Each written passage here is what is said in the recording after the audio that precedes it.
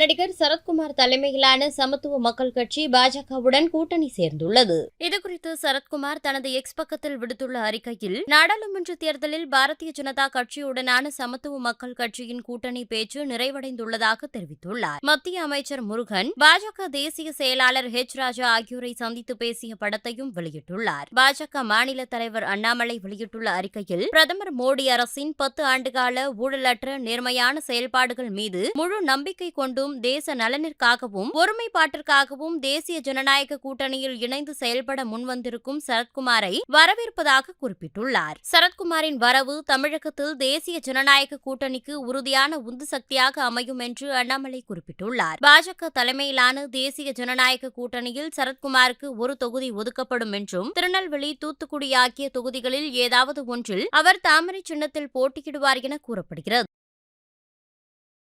செய்திகளை உள்ளது உள்ளபடி தெரிந்து கொள்ள ரெஃப்ளெக்ட் நியூஸை சப்ஸ்கிரைப் பண்ணுங்க.